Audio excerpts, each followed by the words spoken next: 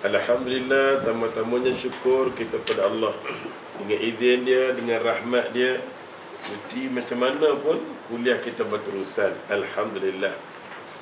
Dengan arti kata Tuhan tak putus kita dengan kuliah. Sebab kuliah ni salah satunya kita tengok, kita celik-celik mata sampai kita nak tidur balik. Kita tanya hari ni apa benda yang boleh tolong kubur kita.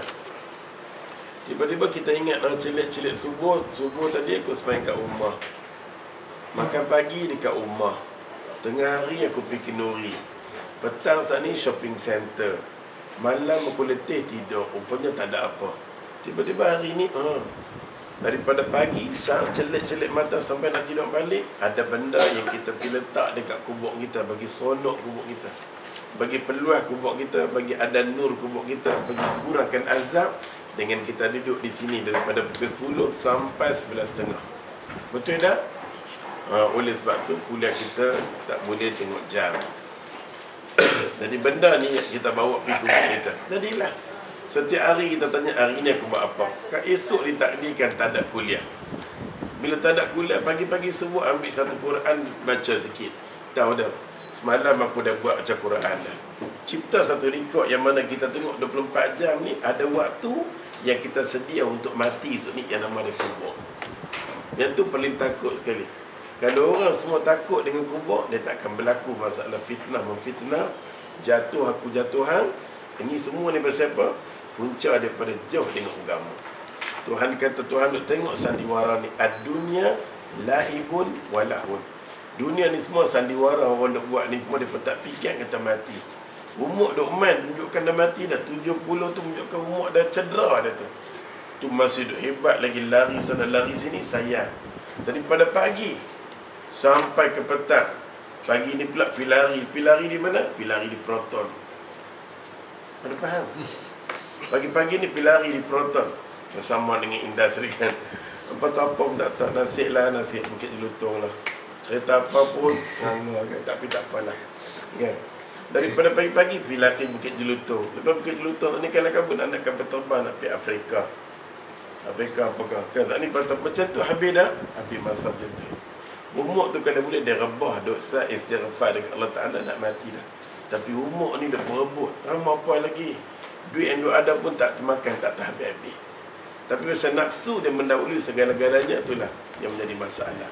Pasal tu kita duk mata sini ni, kita duk buang sikap keduniaan ni, kita buang. Kita nak minta Tuhan didik kita bagi nampak akhirat ni kita nak mati.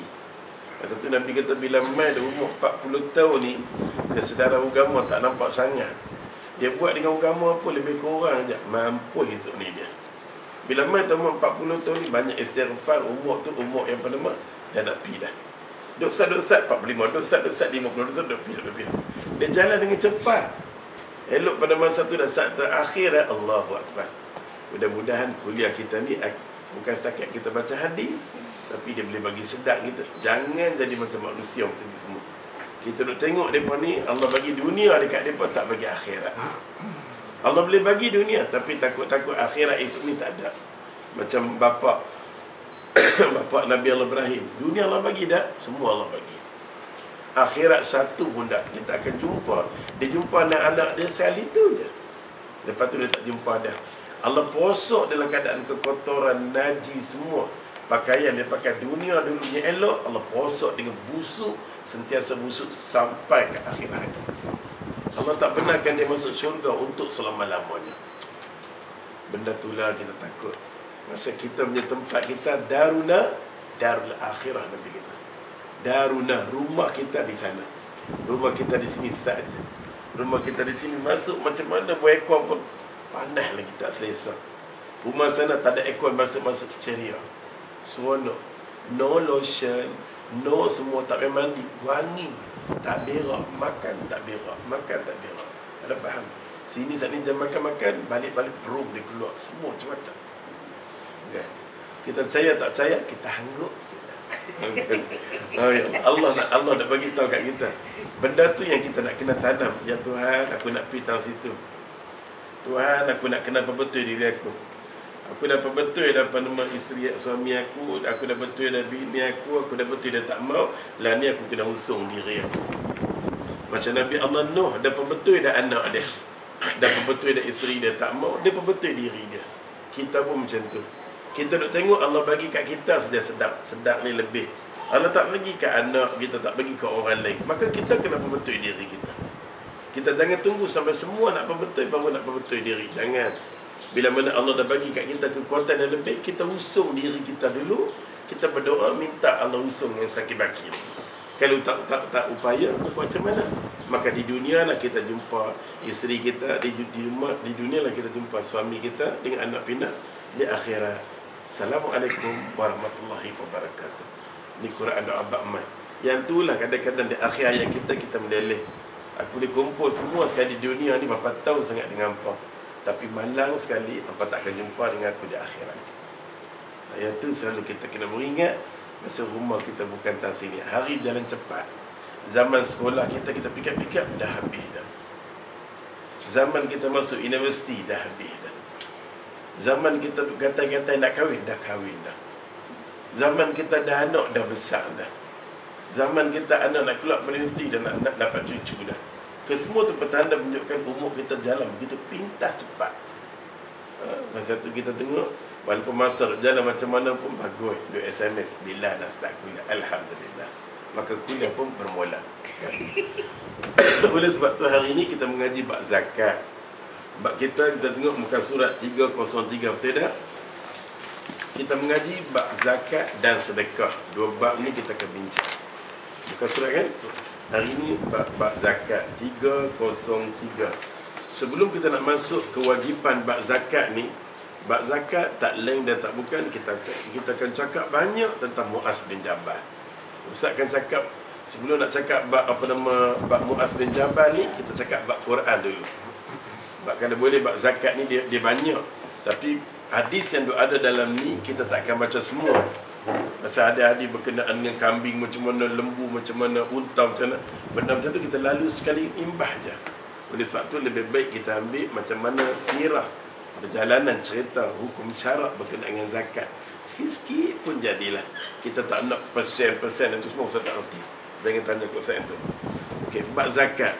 Pertama sekali kita nak tengok dalam surah At-Taubah ayat 60. Macam mana surah ni mai, macam mana cerita dia kan. Bila sebut zakat, tak lain dan tak bukan mukadimah dia surah At-Taubah. Lepas tu dia mai surah-surah yang lain. Wa anfiqu, keluarkan zakat hang. Wa anfiqu, banyak ayat Quran tu kata keluar zakat hang, bersedekah untuk sabilillah. Yang tu kemudian yang pertama sekali mukadimah ayat yang suruh kita berzakat ni surah At-Taubah ayat 60. Lepas tu dia timbul pula segi waktu dia. Cukup setahun kena buat keluar zakat.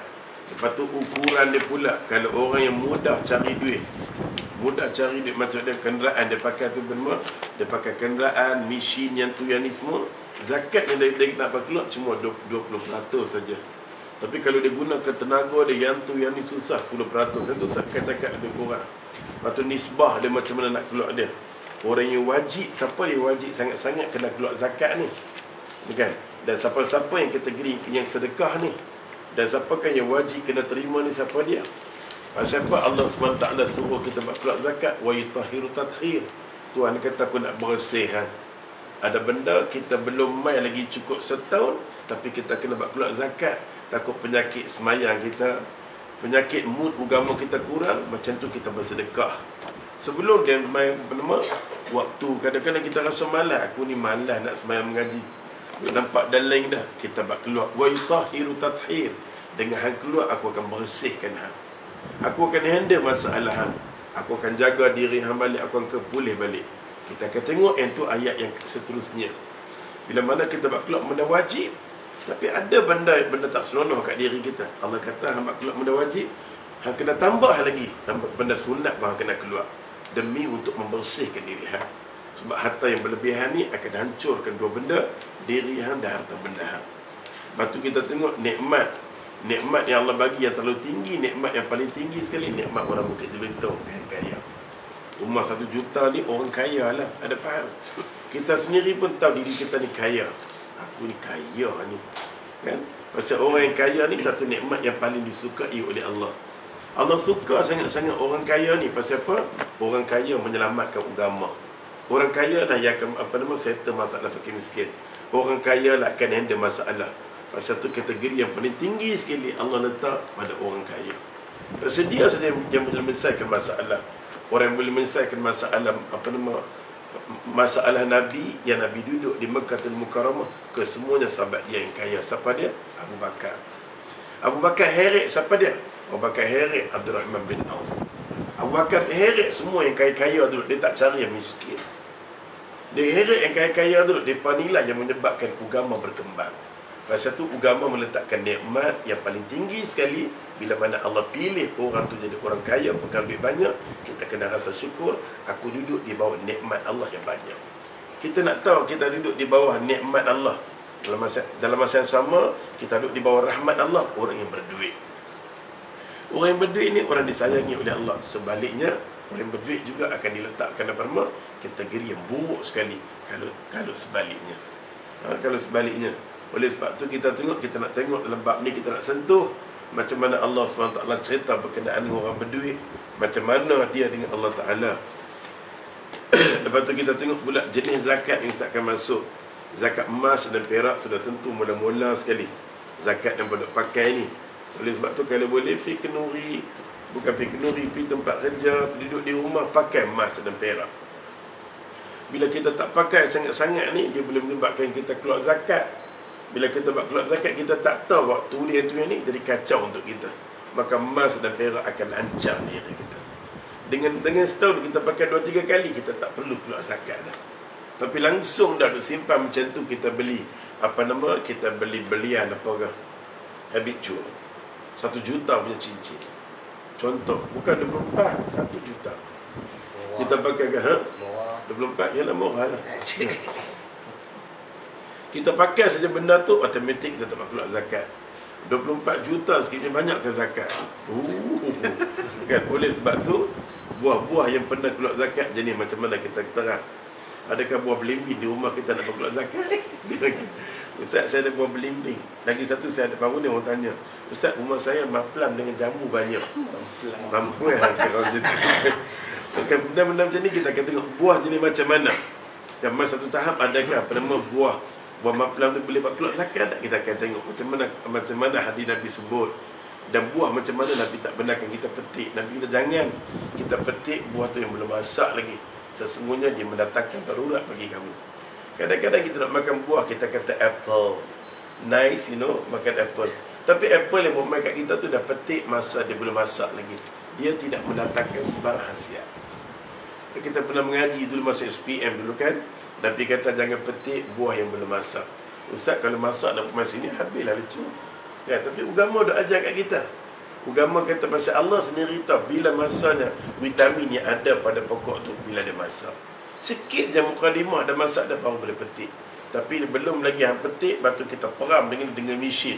Maka kita beli nampak macam nak penuh vitamin, tapi sebaliknya dia tak datang vitamin. Kalau kita tengok agama kita duk show kita makan sayur, makan kan. Pasal Nabi suka benda ni. Kita makan sayur tak nampak pun kesan. Malah sayur hari ni dengan kimia-kimikal macam-macam dah ni.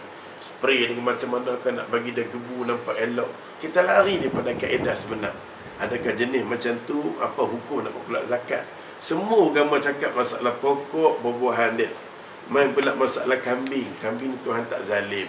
Bila mana 40 ekor baru mak keluar zakat. Lembu pula, lembu 3 ekor dah gebu-gebu. Bukan mak keluar lembu. Lembu kalau banyak bukan mak keluar lembu, dia mak keluar apa? Mak keluar kambing. Macam tu juga dengan unta yang banyak. Bukan dia mak keluar unta, dia mak keluar kambing. Maka zakat dia kena mak keluar semua kambing. Yang ni semua Ustaz akan cerita sebarengkah kan. Ustaz tak cerita lah detail. Anak kambing macam ni, unta pula kena mak keluar macam ni dah. Kita secara sekaligus tak boleh nak. Hari ni kalau boleh kita ambil mukadimah pasal bab zakat ni banyak. Selalunya kita mengaji bab ayat ni berulang-ulang. Kita mana-mana ni cerita bab semayang, bab ni.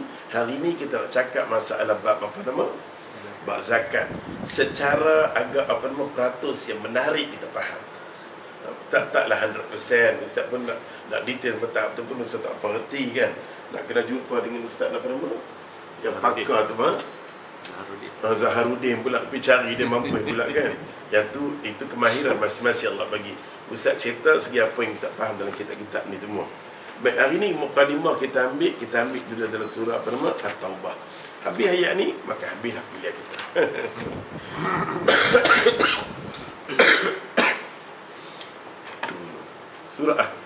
Surah At-Taubah ayat 60. Okey. Surah At-Taubah ayat 60. Dapat tak? Kita baca ayat ni pelan-pelan dan Ustaz pun tafsir cara pelan-pelan.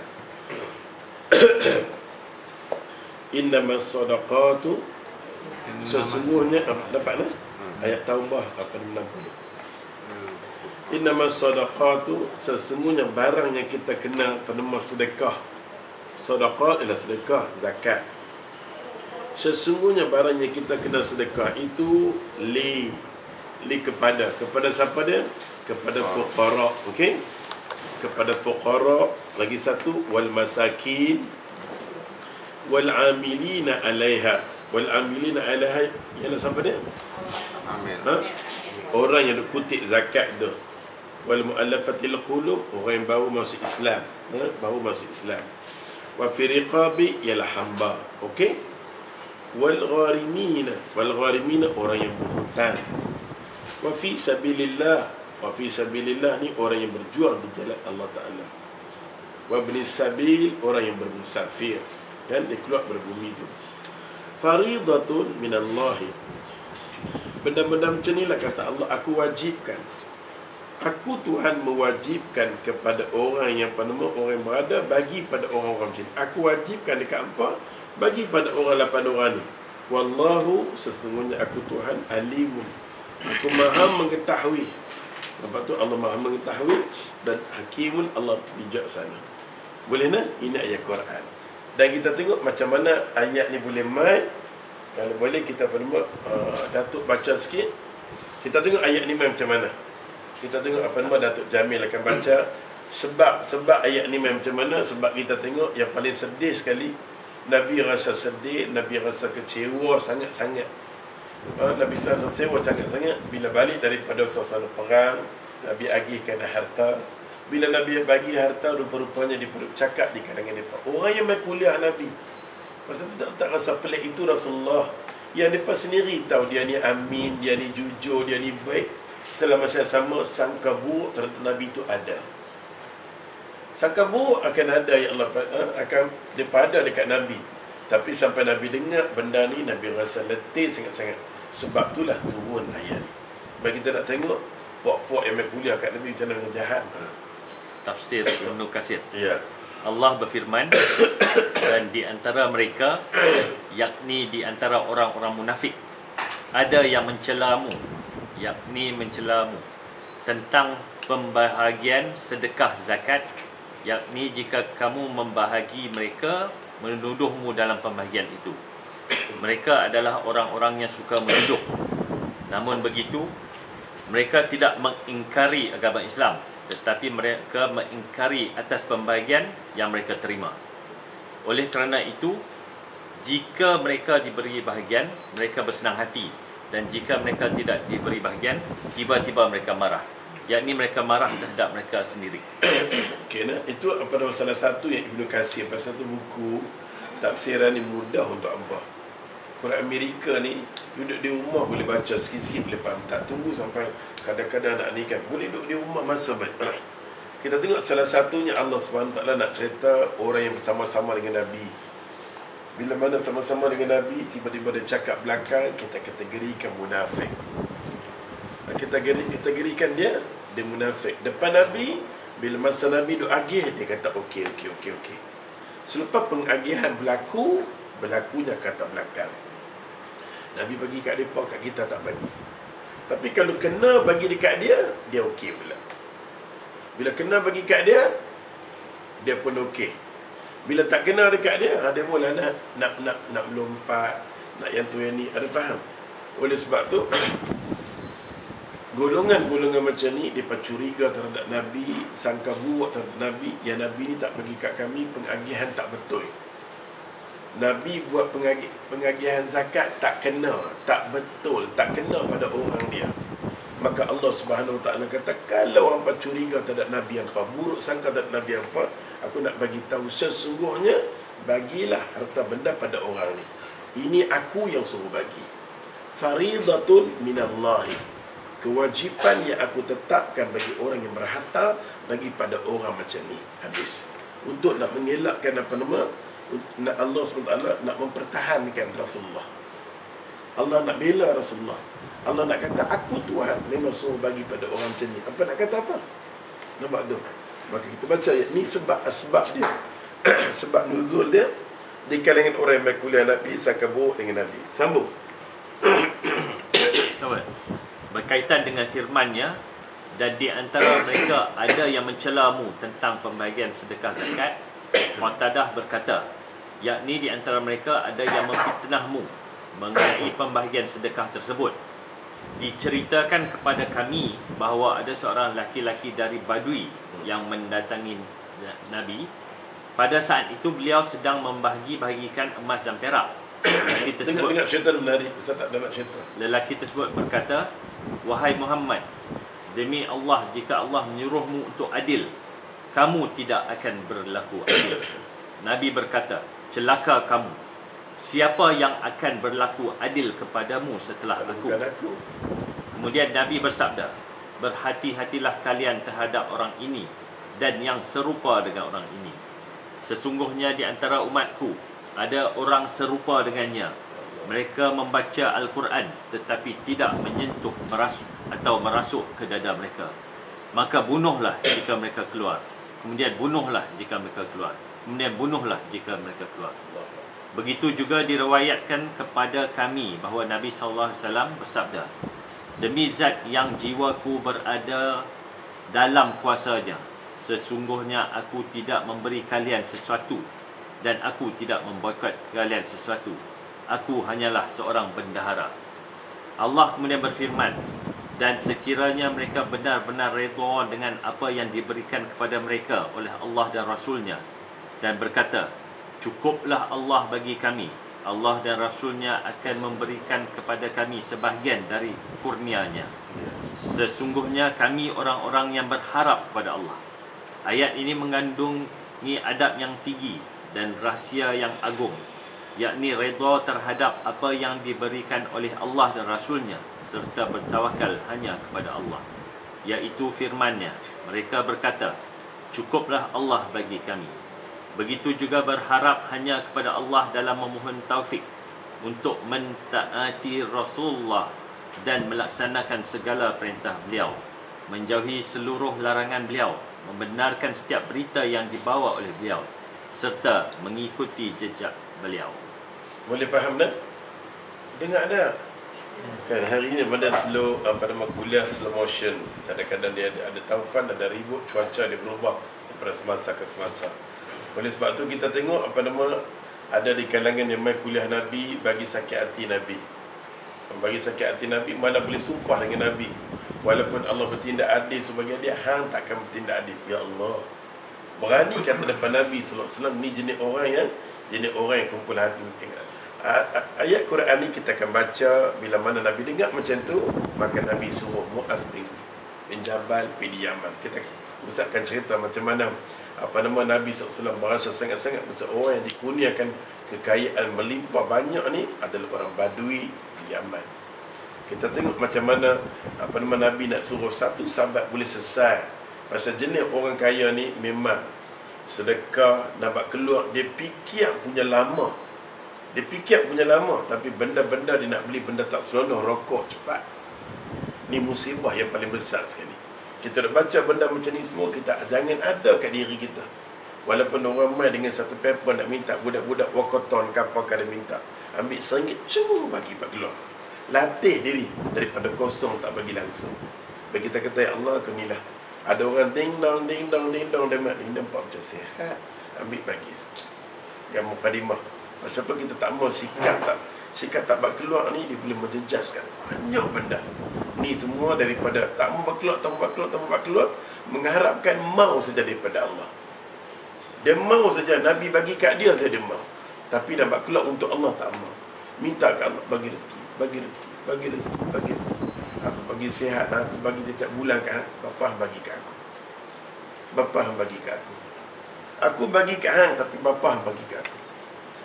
Hang nak kata masa nak bagi kat aku semayang pun sikit. Tambah duit nak bagi kat aku lagi jauh. Nampak tak?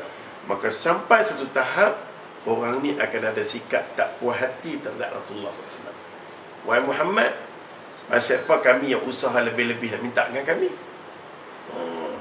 Kami yang usaha daripada pagi sampai malam cari duit, tiba-tiba hang nak minta kami pula.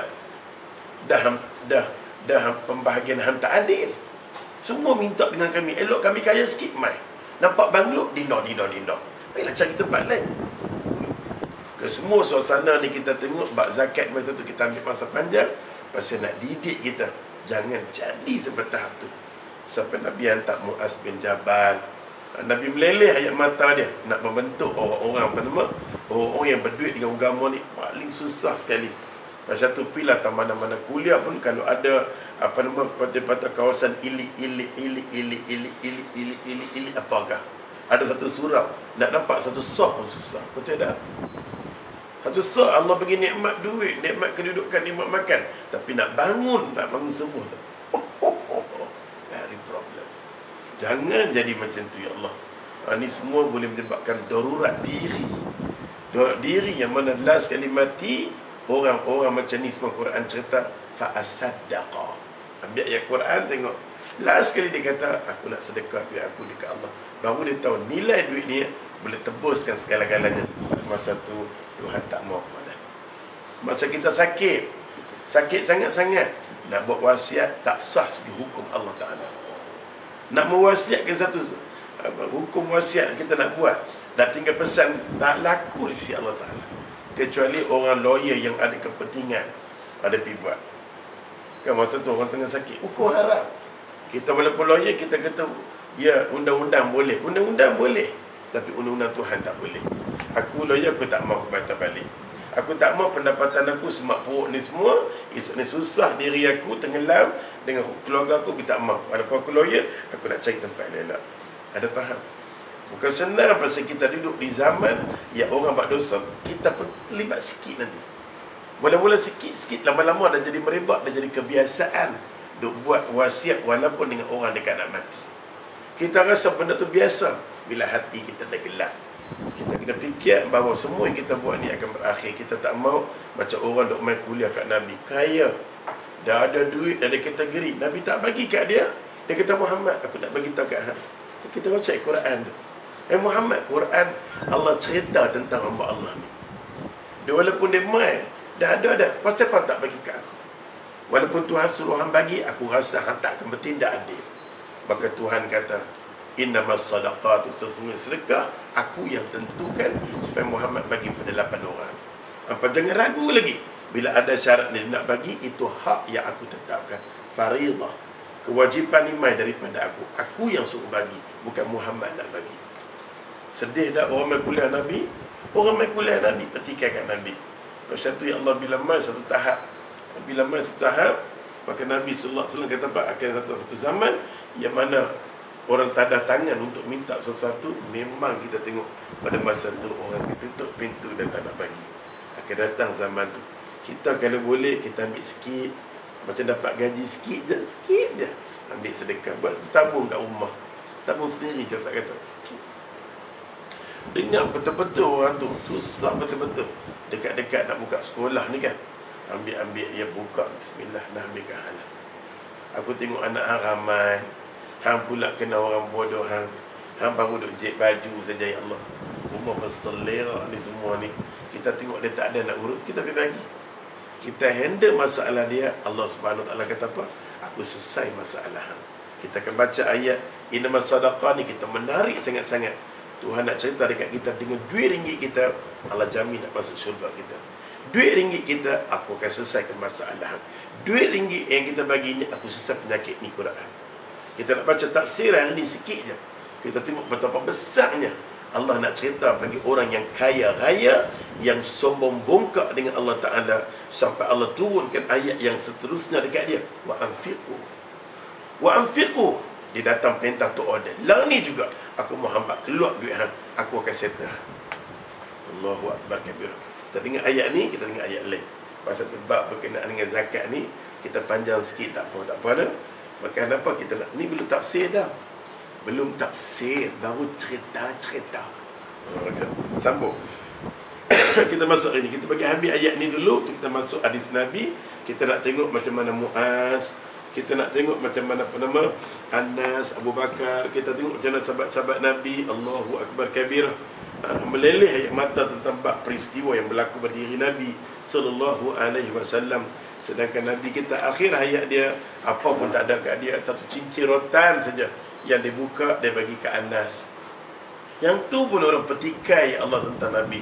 Kalau Nabi nak ikut kaya, ya Allah, tahu tak apa nama Abu Bakar bagi kat dia, tahu tak apa nama dia berkawan semua dengan orang kaya, tapi Nabi tak ambil kesempatan.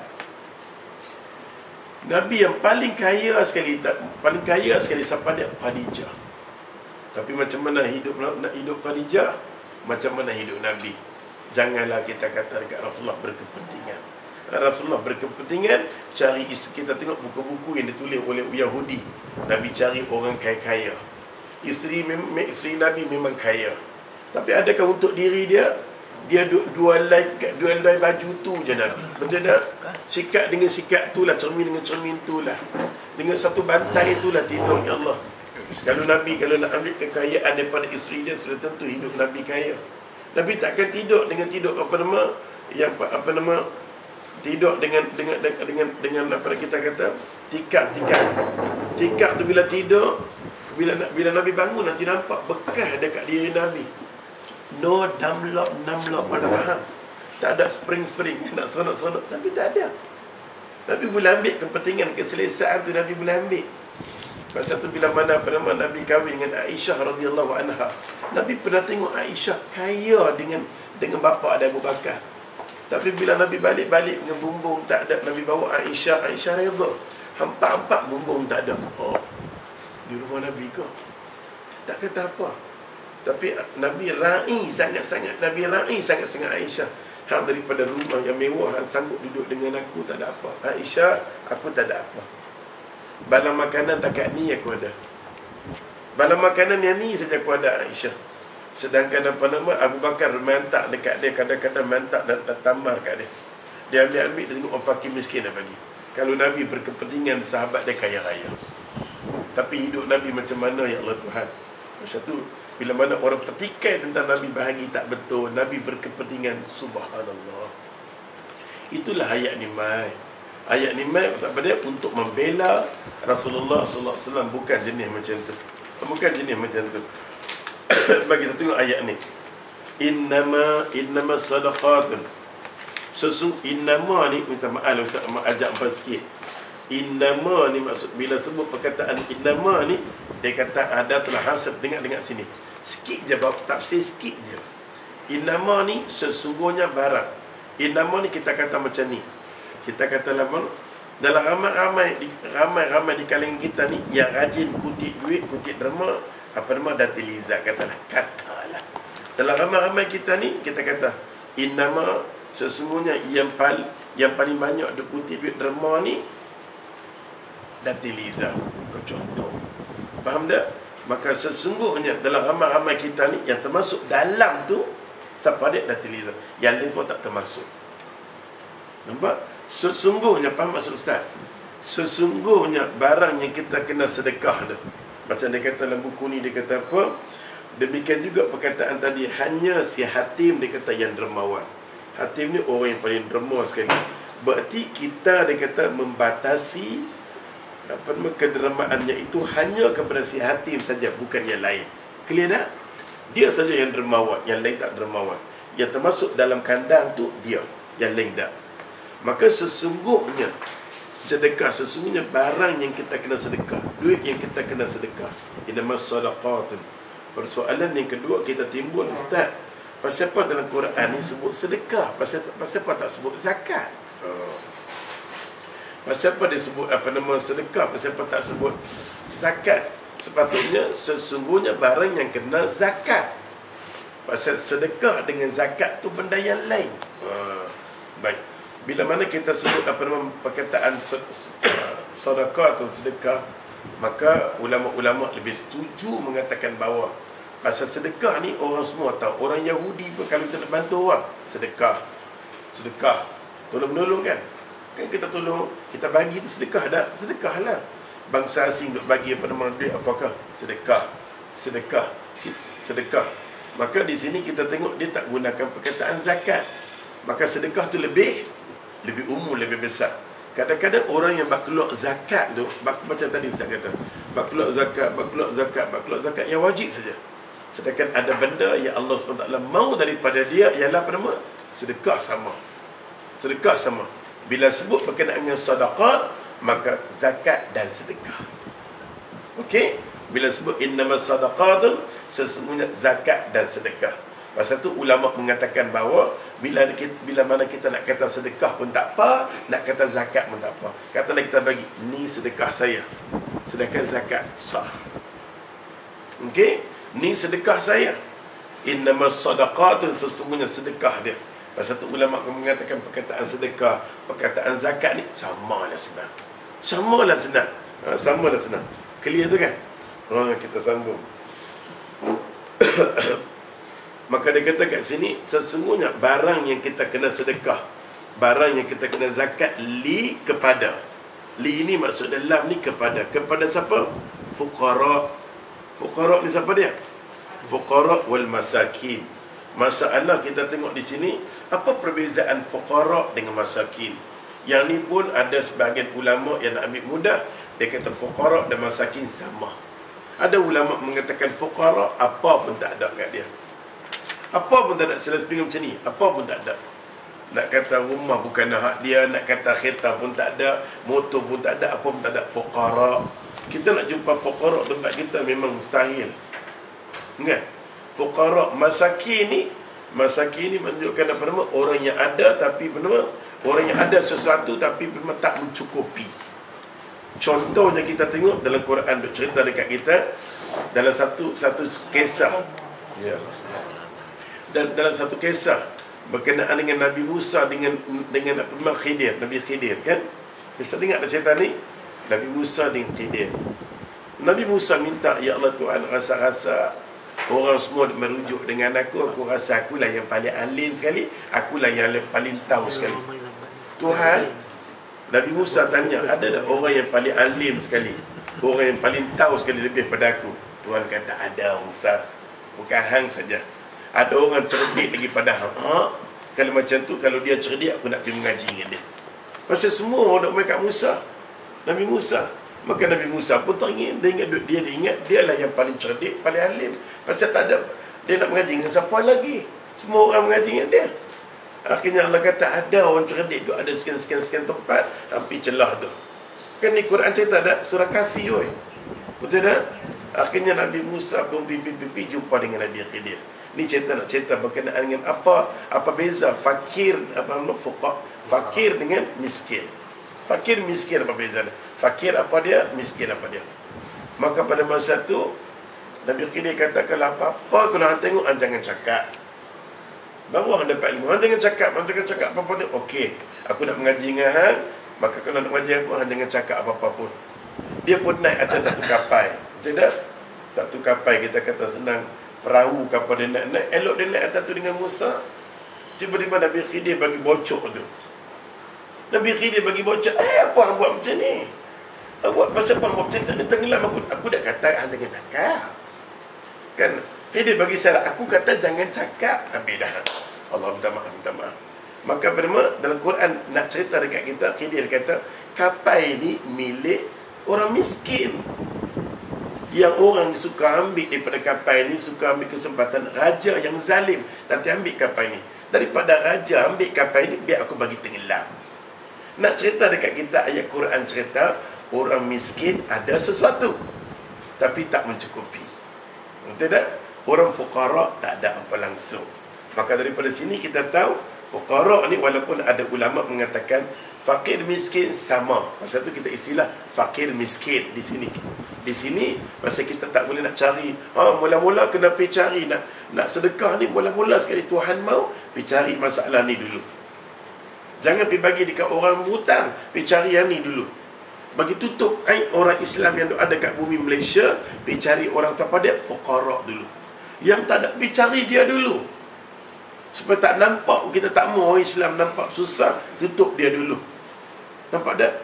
Lil fuqara pergi bagi dekat dia. Dia tak ada apa, dia tak ada rumah, dia tak ada kursi, tak ada meja. Pergi bagi kat dia dulu. Nampak tak? Pasal tu di Malaysia di sini kita tak kategorikan fuqara asing, fakir asing. Kita masuk fakir miskin. Selalu kita dengar perkataan macam tu, betul tak?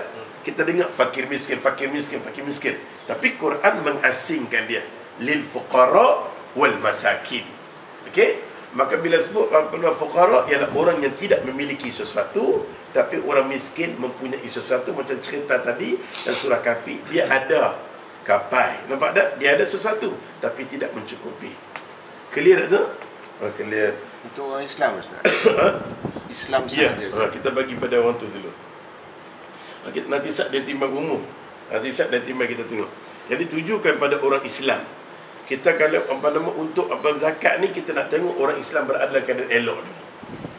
Kita bodoh keadaan elok dulu. Lepas tu kita tengok macam mana. Lepas pada ni kita bincang masalah macam mana tindakan Sayyidina Omar pergi cari apa nama bangsa lain.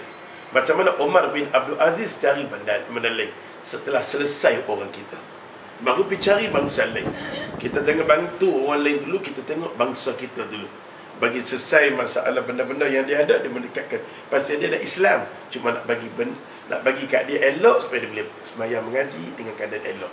Yang tu dulu kita tumpukan. Okey. Baik, yang seterusnya, wal gharimina siapa dia? Wal amilina 'alaiha, kan? Wal amilina 'alaiha siapa dia? Amil. Maksud amil ni maksudnya amil macam ni bahasa lah. Orang yang nak pergi kutip. Orang nak pergi kutip duit ni, kebetulan pula dia tu pula kita tengok apa nama JKK kawasan. Contoh, JKK ni pula kerja besar. Isteri pula kontraktor. Kata isteri kontraktor, contoh. Isteri kontraktor pula apa, JKK pula dia jawatan besar. Tapi dia duk kutip duit. Boleh tak boleh dia dapat, hukum dia boleh. Orang yang pernah ambil yang duk kutip duit ni, sama ada dia ni miskin ke, kaya ke, habuan dia kena bagi.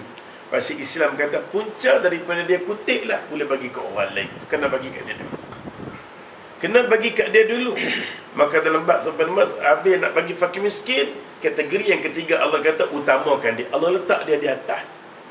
Sebelum Allah nak cerita masalah duit nak bagi fakir miskin, bagi kat dia pun sama. Bagi kat dia, bagi seronok. Sebelum raya, bagi kat dia dulu. Sekian abang kat dia. Hang kutip banyak ni, ni kat hang. Kutip ni banyak ni kat hang. Kan? Kena bagi kat dia. Walaupun dia nama fakir, nama dia ni kaya atau miskin, Islam tak kisah. Itu hak dia kena bagi. Pasal usaha dia, kita kena bagi. Faham tu? Ada soalan? Ya.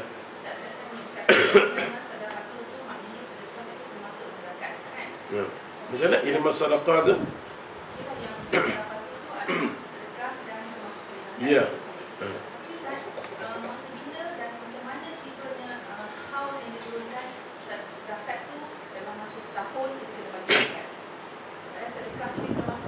Ya.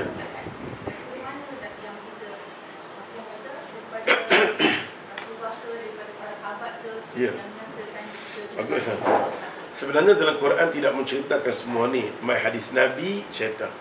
Bila hadis Nabi cerita, ulama yang memperjelaskan macam mana keadaan dia.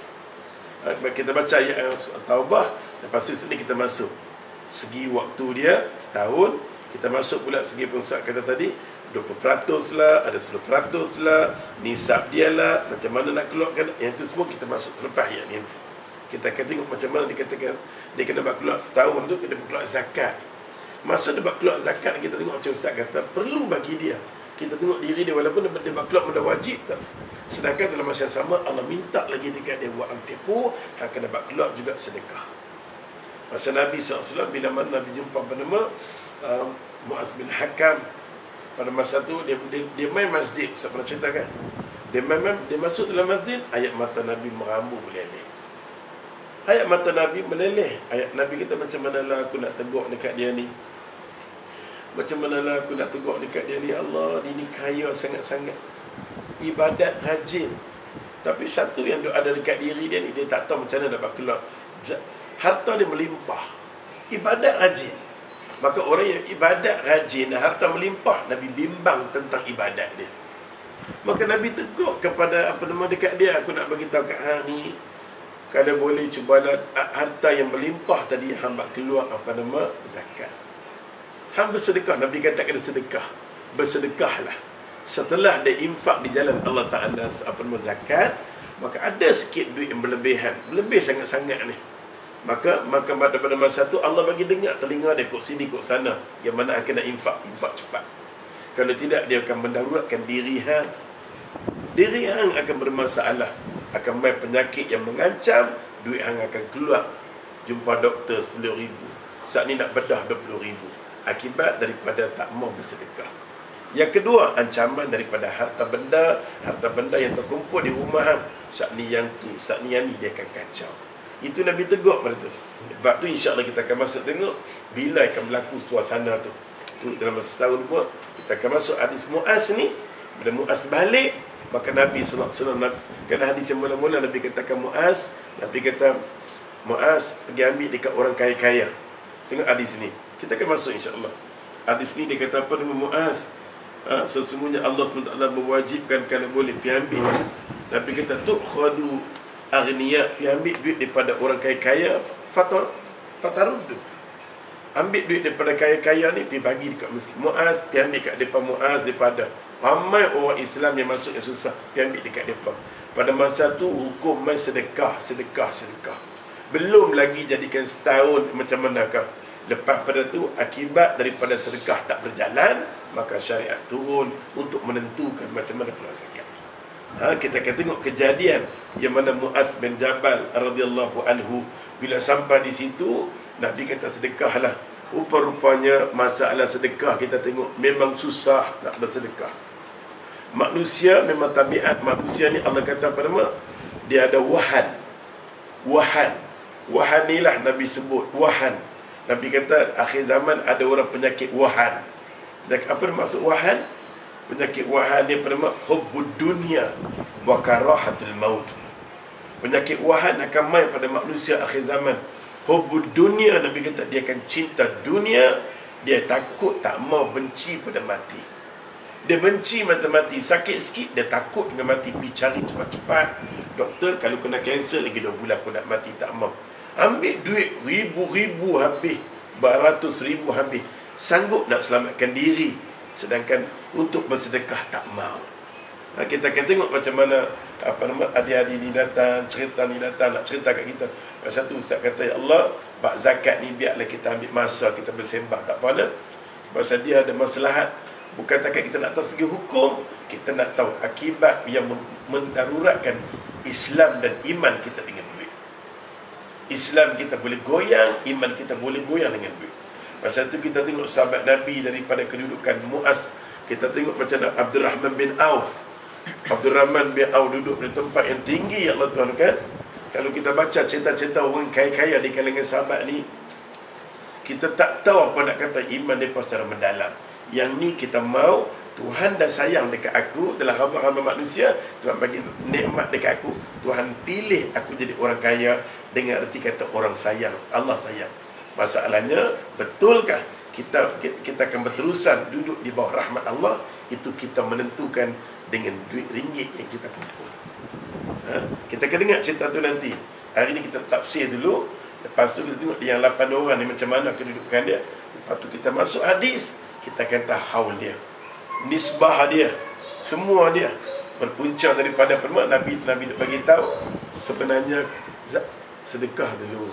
Rupa-rupanya dengan sedekah orang tak mau. Bila benda tu wajib, baru kena keluar. Rupa-rupanya nak diwajibkan dulu. Bila kita tahu Allah suruh wajib zakat, orang keluar. Kan? Tapi kalau kita nak sedekah sendiri-sendiri, kita tak mau. Kita sendiri boleh bayar kat diri kita setahun berapa kali kita sedekah. Sedangkan Nabi suruh sedekah ni tiap-tiap hari. Tiap-tiap hari sedekah. Macam kita bagi benda-benda dekat sampah kayak kat sini, nampak orang belakang rumah duk lalu duk tolak kan sampah kan, apa bagi dan sedekah kat dia. Ayat sikit kita bagi sedekah dak, kita boleh bagi dia. Kita nak hilangkan sikap kita kata syukur Tuhan. Sikap kesyukuran Allah bagi beza. Hang tak mana, dia tak mana. Hang duduk tak mana waktu tu, dia duduk tak mana waktu. Waktu tu duduk tengah hari, duduk buat sampah. Hang duduk tak mana. Hang duduk dalam BMW. Tuhan duduk bagi. Masalahnya kita nak lintas benda tu, tersentuh hati, memang susah. Pasal tu Nabi SAW kata, orang jenis ada harta ni, tak mau infak ni, baca Quran, Quran takkan tersentuh. Kan tadi kita baca dah, Quran takkan tersentuh. Pasal apa? Dia rasa dengan duit dia lah aku segala-galanya. Tak tersentuh langsung. Baru tadi kita baca kan, dia boleh petikai Nabi. Sedangkan dia baca Quran, Quran turun macam mana pun dekat dia, dia ambil lebih kurang. Jangan sampai tahap tu, ya Allah. Ni baru kita nak baca surah Taubah tau. Kita nak masuk macam mana ayat yang seterusnya yang berkaitan dengan lepas zakat, sedekah pula Allah kata. Kita akan tengok masalah tu pula. Jangan ke mana-mana, masih lagi rancangan yang sama. Reformasi 9 terbulankan. Ya. Sambung, boleh tak? InsyaAllah kita akan bagus soalan tu. Baik, yang seterusnya kita tengok. Yang keempat siapa dia? Wal mu'allafati qulub. Siapa dia ni? Wal mu'allafati qulub maksudnya orang yang baru masuk Islam. Orang yang baru masuk Islam. Bila masuk Islam saja, maka kita infak. Kita masuk Islam, kita bagi dekat dia zakat. Dia baru masuk Islam. Yang ni tindakan yang diambil oleh Sayyidina Umar. Sayyidina Umar kata, sampai bila ni? Sayyidina Umar yang bertindak masa Sayyidina Umar, pasal dalam ramai-ramai sahabat Nabi yang buat hukum akam Islam ialah Sayyidina Umar. Yang buat hukum Quran ni kebanyakannya Sayyidina Umar. Maka Sayyidina Umar kata, wal mu'alafatil qulub ni aku nak bagi tahu, walaupun Quran kata kena bagi kepada orang mu'alaf ni, masuk Islam kena bagi kat dia. Kena bagi dekat dia. Maka Sayyidina Umar kata, masuk Islam, bila dia masuk Islam memang kita tengok Sayyidina Umar kata memang dulu orang yang bersama dengan Nabi semua orang lemah-lemah. Orang lemah-lemah, okey? Orang bersama Nabi semua lemah.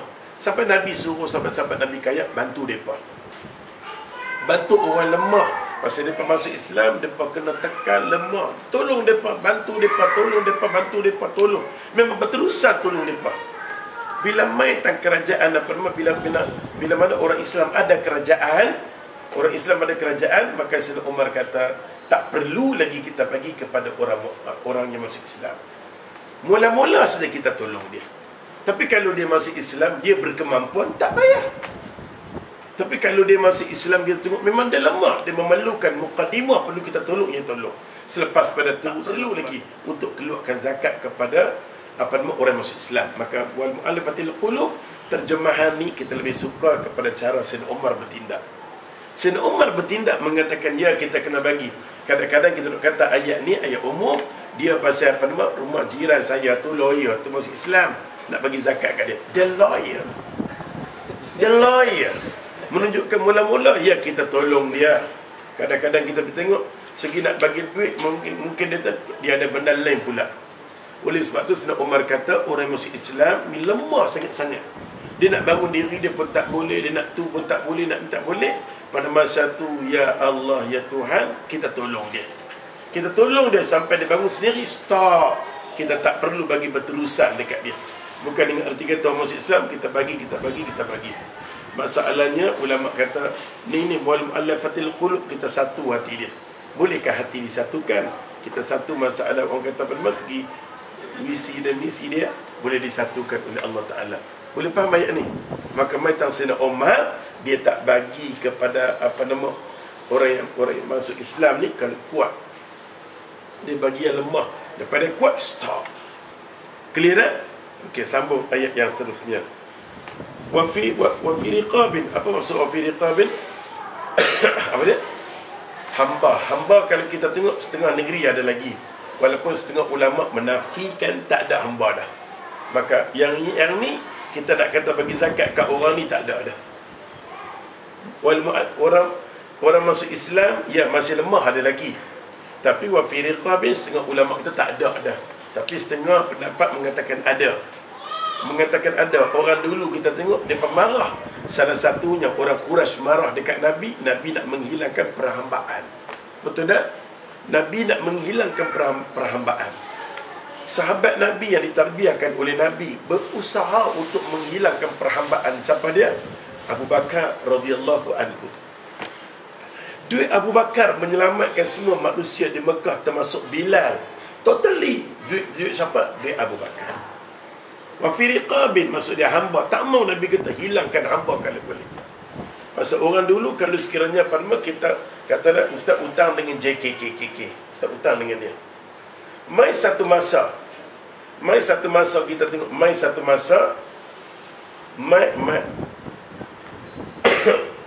masa ustaz tak mampu bayar dan dia tak mau lanjutkan tempoh. Kita kata tengok nanti masuk lembar hutang ni, kita kata ustaz hutang dekat dia, ustaz kata setahun ustaz bayar, tiba-tiba tak mampu setahun, tak boleh, dia terus bertindak. Bila bertindak dia kata macam ni, kalau kena bagi anak hang dekat aku. Dia ambil anak kita, maka kita bagi anak kita dekat dia untuk diperhambakan. Nampak tu? Ada setengah bab-bab macam ni berlaku, maka Islam tidak membenarkan cara macam ni. Kalau boleh kita selesaikan dengan cara elok. Maka dalam bab hamba kita tengok, kalau ada hamba kita bagi kat dia. Hamba yang susah sangat-sangat. Wa fi riqabin, kau dia cerita apa? Wa fi riqabin dalam ni punya panjang sangat-sangat lah, ya Allah.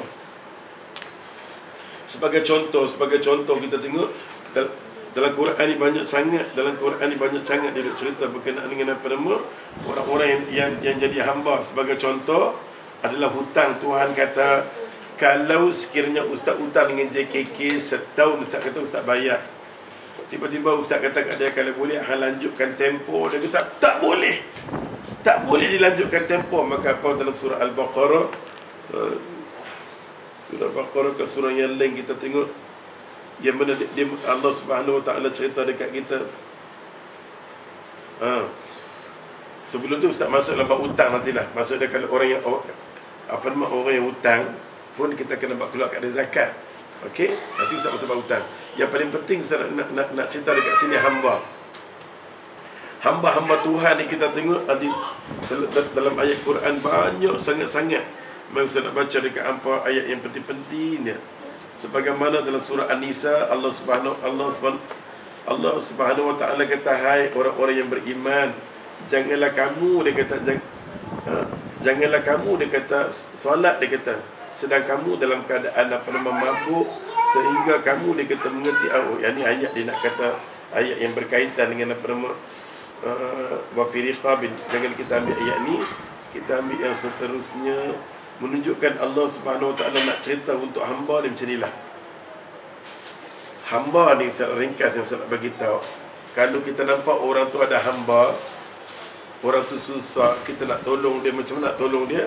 Macam Allah kata, kalau kita selesai masalah dia, Allah Subhanahu Wa Taala akan selesai masalah kita.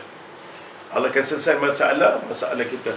Ni contoh-contoh Al-Quran ni memang kita susah nak dipahami. Oleh sebab tu cara mudah kalau kita nampak hamba, kita bebaskan dia, Allah akan bebaskan masalah kita. Itu maksud dia. Senang kita faham. Masa hamba macam Abu Bakar selesaikan masalah orang hamba, Allah selesaikan semua masalah kita. Kadang-kadang kita ada masalah susah nak handle, maka kita selesaikan masalah dia. Kita selesaikan masalah hamba ni tadi, kita bebaskan dia, maka Allah Subhanahu Wa Taala akan bebaskan kita. Ya Allah, ni ayat-ayat yang berkaitan dengan apa ni. Dia kata kat sini, kau nak baca macam-macam lah weh. Kadang-kadang orang tanya pula, ustaz, kalau boleh tak Datuk baca apa nama berkenaan dengan ni, wa fi riqabin.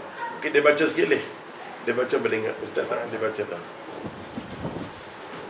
Tinggal dengar dia baca. Hamba, masalah hamba. Hamba ni banyak kita tak faham. Iaitu memerdekakan budak. memerdekakan budak, Ya. iaitu hamba-hamba sahaya yang ditangkap dalam peperangan oleh kaum kafir. Penghapusan sistem perbudakan adalah tujuan kedatangan Islam.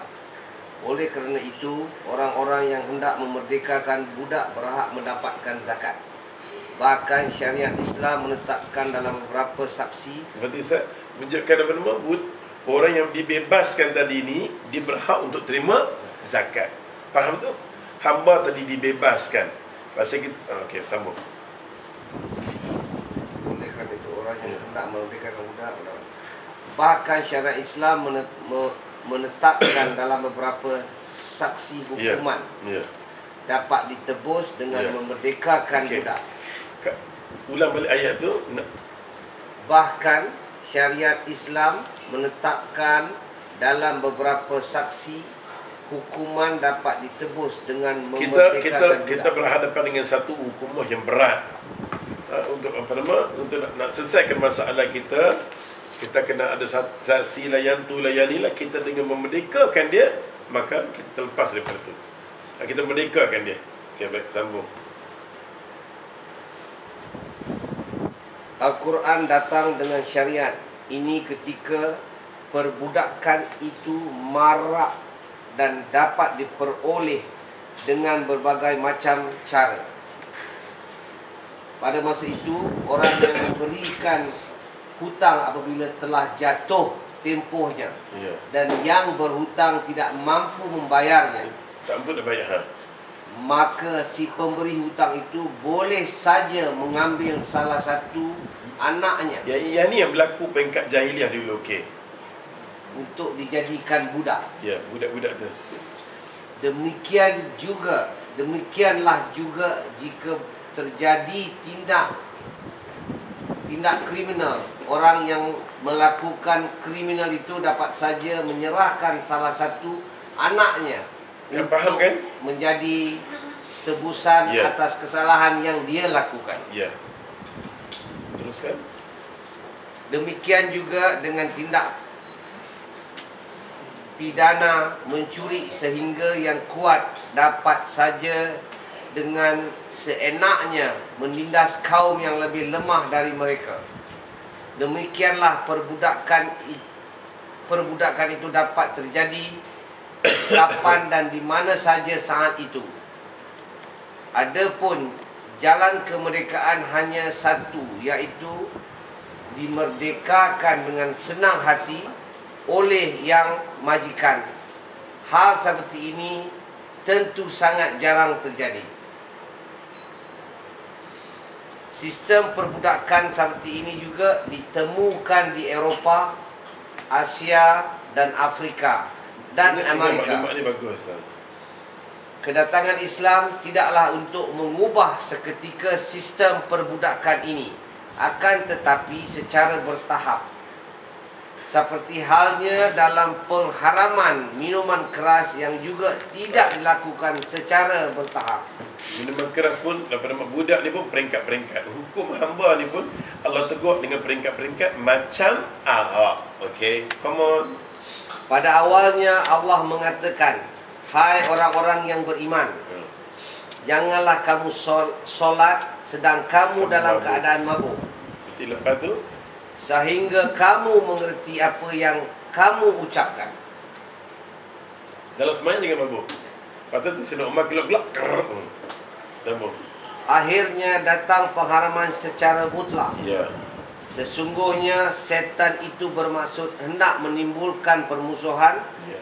dan kebencian di antara kamu lantaran meminum khamar dan berjudi itu, dan menghalangi kamu dari mengingat Allah dan solat.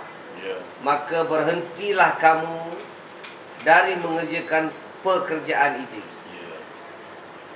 Setelah Islam datang, maka satu perkara jalur perbudakan itu ditutup dan dipersulit, sehingga akhirnya tinggal satu jalan, iaitu jihad di jalan Allah. Satu benda yang boleh menghilangkan apa nama perbudakan ni dengan kita jihad. Tu yang last sekali. Kadang-kadang ada satu peringkat kita tengok kita tegak macam arak. Okey? Arak ni kita tegak berhenti. Pasal maksiat yang paling besar sekali ialah arak. Okey? Dia ibu kemaksiatan, kabair. Kabair dosa besar ada kat dia. Maka cantai dia selamat banyak. Kita duk kata berhenti dan 62 tahun duduk menjerit macam ni tak mau. Last sekali kita tengok dengan cara apa? Dengan cara jalan jihad saja yang boleh selesai masalah. Masalah nak jihad macam mana? Nak keluar pun tepi jalan pun takut kena tangkap mentu yang ni. Maka kita tengok kita ni tak tahulah berapa, mungkin 100 tahun pun yang akan datang atau 200 tahun akan datang akan sampai peringkat jihad. Kita pun tak tahu. Pasal kita tengok jiwa kita ni pasal dah mewah dah. Orang kita ni dah ada makan, dah ada minum, rumah dah besar. Buat apa nak buat apa lagi? Nak keluar pun dulu Allah sudah kan. Ada satu peringkat Tuhan minta dekat kita terus keluar jihad untuk mencegahkan semua benda ni. Di Islam syorkan pada kita pasal teguran peringkat dah sampai. Tak boleh juga dah sekali jalan dia menyelesaikan semua masalah dengan jalan jihad. Satu mana-mana orang mati tidak ada roh untuk berjihad dalam Allah. Nabi kata mata maitatan jahiliyah. Dia mati dalam keadaan jahil. Pasal langsung tidak ada roh untuk mempertahankan agama dia, maruah dia, bangsa dia. Hukum mahakam Allah tertegak, dia duk ambil hukum mahakam musuh Allah Ta'ala sama. Allah dengan menangkap kaum kafir yang dijadikan budak. Sebaliknya jalan keluar dari perbudakan itu diperbanyak yang tadinya hanya satu. Terkadang Allah tidak menghapuskan dosa seseorang hingga dia memerdekakan hamba sahayanya. Kadang-kadang kita ada dosa yang banyak. Dosa yang banyak tu kita boleh selesai dengan apa nama? Kita selesaikan masalah dia. Allah akan ampunkan dosa kita. Terutamanya kita tengok orang yang betul-betul kan hamba, kategori hamba tak ada lah. Tapi kalau dia nampak dia ni hamba, kita boleh selesai masalah dia, kita pelari dia, yang tu yang ni. Kita dengar kata ada orang masuk Islam. Malam ni dia duduk lari nak tempat, dia nak cari tempat untuk duduk. Tiba-tiba kita dengar telefon, tak, I busy lah. Allah bagi peluang kita dengar, Allah nak hapuskan dosa kita, kita tolak. Kita bagi pelindungan dekat dia, kita jaga dekat dia. Apa Tuhan kata? Baca sekali lagi. Terkadang Allah tidak menghapuskan dosa seseorang hingga dia memerdekakan hamba sahaya. Kadang-kadang dosa kita ni yang ada ni, Tuhan tak mampu nak hapuskan. Dosa tu dia hapuskan dengan kita bagi perlindungan dekat dia, jaga dekat dia. You all understand? Kadang dosa kita tak boleh buat dengan sembahyang. Dosa kita tak boleh dengan bertaubat. Dosa kita tak selesai dengan masalah tu. Tapi ada masalah yang kita turun melapangkan masa. Pasal tu Ustaz buat program kada turun, lapangkan masa, turun makan dengan dia, turun kita bagi semangat dekat dia, turun kita. Ada orang yang kadang-kadang ni kan turun tetap turun ni pasal apa? Turun ni nak ajak dekat diri kita satu nikmat sujud syukur yang aku boleh buat. Aku tak mana, dia tak mana, cuma aku boleh tolong dekat dia. Aku pi tengok dia, aku bagi semangat dekat dia. Kita selesai masalah dia. Allah janji semua dosa kita yang masih lagi belum selesai, aku selesai. Allahu Akbar kabir. Benarlah kata Allah. Maka kita bukan setakat mengaji, kita beramal. Ni kita nak cerita berkenaan dengan bacaan orang yang Allah kata nak hapus dosa kita. Jalan, tidak ada jalan lain. Dengan jalan ni boleh selesai masalah hang. Pintu hati kita terbuka dengan nikmat Allah. Kalau kita baca hadis lain, pintu hati terbuka, nikmat akan mai, rasa syukur akan mai bila mana kita membebaskan hamba. Sambung. Demikian juga orang yang bersumpah atas nama Allah lalu melanggarnya dan ingin menebus dosanya. Ada orang dia sumpah, wallahi kalau dia kata dia kata macam mana, wallahi dia sumpah, dia kata kalau dia tu betul-betul kalau masuk kada dalam parti apa dia kata, dia ni memang tak akan masuk selama-lama lah. Dia kata dia ni memang barisan sampai ke mati. Kalau dia masuk, kepotong tangan aku, dia kata macam tu. Tiba-tiba dia masuk, kita nak kena potong tangan dah. Masa tu kita kalau tak boleh lah, kita kena buat kafarah kita. Nak selesai masalah sumpah kita ni dengan kita membebaskan hamba. Dengan kita membebaskan hamba. Dalam bab hamba ni banyak ulama cakap ya. Ambil 2-3 kita dah kan. Satu.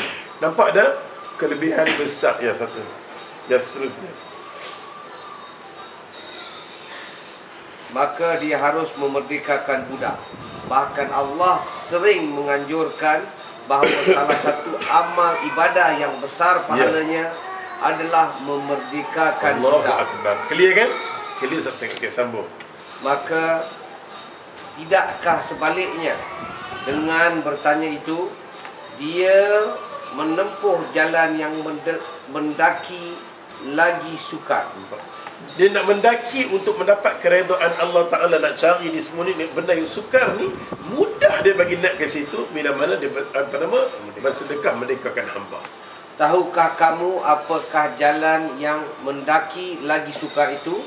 Iaitu melepaskan budak dari perbudakan. Pasal tu Abu Bakar radhiyallahu anhu mudah sekali nak lari daripada musuh, mudah nak hijrah daripada Mekah ke Madinah, benda sukar mudah. Pasal apa? Dia membebaskan hamba yang ada di muka bumi Mekahul Mukarramah. Hidup dia mudah sangat-sangat. Sampai orang kata Abu Bakar, Nabi pernah menangis untuk Abu Bakar.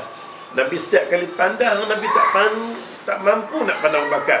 Pasal Abu Bakar orang pemuda yang paling kaya. Bila Nabi tengok Bilal azan sudah cerita, maka Nabi akan tengok yang main pelan-pelan siapa nak Abu Bakar dalam keadaan koyak rabat sikit, ada tak tampung baju dia. Yang sepanjang hidup dia Nabi jumpa dengan dia pakaian segak, cantik, elok, tapi Allahu Akbar kabira. Kesemua jadi infak untuk membebaskan hamba, termasuk Bilal. Bilal yang dijadikan Allah banyak sangat hamba yang ni. Maka siapa dia? Banyak sangat-sangat apa Huzaifah punya ni hamba, banyak sangat-sangat. Hamba ni semua dibebas sampai jadi pemegang Al-Quran. Sebagai contoh pemegang Al-Quran Salim bin Huzaifah. Nampak pemegang 4 orang pemegang Quran siapa dia? Apa nama? Abdullah bin Mas'ud, Mu'az bin Jabal, kita akan cerita. Dia kita di pemegang Al-Quran. Layak untuk dia pergi. Pasal dia tahu semua ni. Orang boleh pegang Quran ni Abdullah bin Mas'ud, Mu'az bin Jabal, lagi satu nama Salim bin Huzaifah. Dia hamba dia. Dia hamba Salim ni. Lagi satu Ubay bin Ka'ab. 4 sahabat Nabi ni pemegang Al-Quran yang Allah Tuhan. Sama. Kaum kafir saat itu berusaha agar sistem perbudakan ini tidak dihapuskan dan tetap dipertahankan. Orang kafir nak kalau boleh perbudak dikekalkan sambil ni. Okay. Oleh kerana itu mereka berusaha untuk menghalangi Islam dan merongrong masyarakat agar dia pas sekatlah Islam ni. Islam mai Islam kalau mai budak-budak tak ada. Pasal tu Islam mai, maka apa semua di tanah Arab tidak ada lagi diperbudakkan. Okey, tidak ada diperbudakan. Terus kita ambil ayat apa nama? Wal mu'allafatil qulub ni, bukan mu'allafatil qulub ayat ni. Wa ma malakat aymanukum, kita ambil ayat ni. Macam ayat yang sebenarnya orang kata ustaz, macam mana pula kalau orang tu apa nama daripada perang, kita perang-perang kita ambil perempuan yang kena tahanan ni. Orang Islam jaga, apa nak buat ni? Macam terjemahan tu. Islam mewajibkan agar sang majikan memberikan perlakuan yang sama terhadap budak sehingga tidak ada kesenjangan sosial. Bahasa apa tu? Tak apalah sejanggan maksudnya. Bacalah apa guna. Hal inilah yang sangat dibenci bangsawan Quraisy. Macam ni maksud dia wa malakat aymanukum ni kan. Kadang-kadang kita kata ustaz kena ni pasal masa tak ada dah. Wa malakat aymanukum. Kita kata ustaz, macam mana dengan apa nama orang yang kita ambil tahan ni, orang perempuan ni, adakah kita jadikan dia budak? Islam tidak membenarkan jadi budak. Okey, orang perempuan kena tahanan. Yang kena tahanan tu kita katalah apa nama orang Amerika. Orang perempuan Amerika cantik dah, cantik kan, kulit cerah-cerah ni semua kita ambil dia. Kalau kita ambil dia, kita jaga dia. Kita jaga dia, kalau boleh kita kahwinkan dengan dia. Kita kahwin dengan dia. Bila kita kahwin dengan dia, dia hamba kita kan? Istilah macam hamba lah. Kita kahwin dengan dia, bila kita kahwin dengan dia, keluar anak. Maka daripada anak tu semua tidak dikategorikan hamba lagi dah. Berhak macam orang legasa. Okey? Pasal apa Islam membenarkan kita kahwin dengan dia? Kalau kita pernah bebaskan dia dalam masyarakat kita, dia duduk melewat orang perempuan ni, takut jadi maksiat, akan dapat musnah kehidupan masyarakat orang Islam. Maka orang yang kita tangkap dia, kita kahwin dengan dia. Kita kahwin dengan dia dan kita satu dengan dia. Kita satu sampai dapat anak, maka anak tu tidak dikategorikan sebagai hamba. Itu maksud dia. Dia kait juga dengan perkataan hamba. Jangan kita anggap, kita kata, kita ambil orang perang, orang perempuan duduk dengan kita, dia hamba kita. Maka Islam suruh hapuskan itu, kahwin dengan dia, maka dia dah jadi macam kita punya ni, isteri. Maka anak pinak kita tidak dikategorikan hamba lagi. Tak dikategorikan hamba lagi. Orang dulu, dia ambil perempuan jaga, anak tu dijadikan hamba. Kita ada, Islam tidak dibenarkan. Itu beza dia. Okey, yang seterusnya, boleh nak? Masa tak mengizinkan. Yang seterusnya pada wal-gharimina. Wal-gharimina apa maksud dia? Orang yang hutang, orang yang berhutang. Orang yang berhutang ni kalau boleh, orang yang berhutang ni Quran cerita kat kita lah. Tengok dalam surah Al-Baqarah, ambil 280. Saya tak ada baca ayat ni, tulis surah Al-Baqarah, Allah cerita tentang orang hutang. Wal-gharimina, orang hutang. Maksud dia orang hutang di sini, cara ringkasnya kita nak, Quran kata apa? Quran kata, dan jika orang itu berhutang, terpaksa dia berhutang. Dia berhutang ni untuk fisabilillah.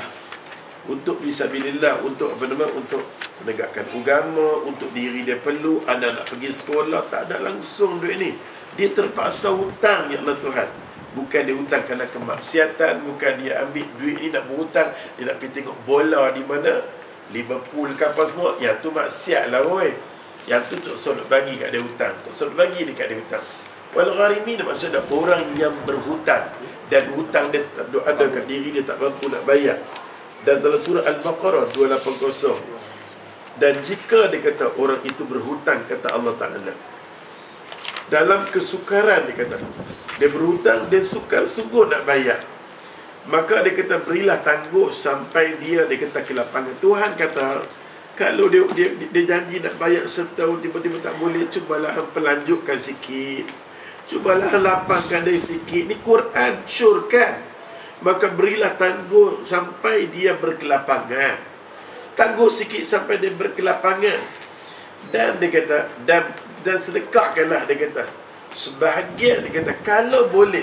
Bila mana tangguh dia tak mampu juga bayar. Dan memang orang tu tak mampu bayar, maka Tuhan kata apa? Wallahi Tuhan kata, maka sebahagian atas apa nama semua hutang itu lebih baik bagi, kalau boleh kita bernama, kita istilah kita halalkan ke semua hutang tu. Mula-mula Allah kata tangguh kat dia. Sampai kita tengok kita tangguh bagi kelapangan pun tak boleh. Maka Allah SWT kata, dan yang seterusnya dimasuk kategori sedekahkanlah, kita masuk. Okey, Tuhan kata kat kita tadi, hani membak sedekah. Bila mana kita duk zakat, tiba-tiba kita tengok kita hutang dekat dia. Kita pernah bagi hutang dekat dia. Dan dia pula kita tengok tangguh, maka kita kena niat. Kita kena niat, Allah kata, dan bersedekahlah sebahagian daripada harta, setengah. Dia hutang kat kita 1,000, kita suruh dia bayar 500 dah. Quran bagi dua istilah. Pertama, tangguh. Bila tangguh, kita tengok memang serius dia tak boleh bayar. Malah dia malu dengan ayat muka dia malu, ya Allah Tuhan. Maka Tuhan kata, sebahagian tadi hang sedekah, sebahagian ambil. Kalau sebahagian pun tak boleh, maka keseluruhannya lah hang bagi dekat dia. Masuk kategori sedekah. Masuk kategori sedekah. Aku tak akan susahkan hang, kata Tuhan. Aku tak akan jadi hang sebagai orang yang hutang macam dia. Pasal hang selesai masalah dia berhutang, aku tak akan bagi sama sekali hidup hang berhutang macam dia. Allahu Akbar. Balik tengok surah Al-Baqarah ni. Ni Allah nak bagi macam mana kaedah nak handle masalah orang tak boleh bayar hutang ni. Allah kata, itu lebih baik bagimu, itulah yang terbaik bagimu. Jangan tertunda-tunda lagi. Jika kamu, dia kata, mengetahui, kalau kamu betul-betul mengetahui, maka ambillah jalan setengah saja, atau bincang dengan dia, setengah boleh bayar tak? Masa setengah pun kita tunda-tunda lagi, tiba-tiba tak boleh, pergi kat dia, peluk kat dia, tak apalah, aku halalkan, aku sedekahkan. Allah kata itulah yang terbaik bagi kamu, dan kalau kamu mengetahui keadaan tu. Oleh sebab tu kadang-kadang buat hutang ni, kita kena bagi tangguh sekejap. Ya. Lepas zaman moden Ya. hutang tu, kereta 45. Kita nak bayar. Kalau ikut ni, kereta tu semua mesti jual semua, dia mesti tutup apa baru boleh lah. Kita kata tak patut bayar kan. Macam mana macam orang hutang kereta? Dia tu kaya, tapi dia kini tak mau bayar hutang. Itu lain. Ha. Itu lain. Orang kaya hutang tu, yang tu lain cerita. Memang ada jenis orang berduit tapi tak nak bayar hutang.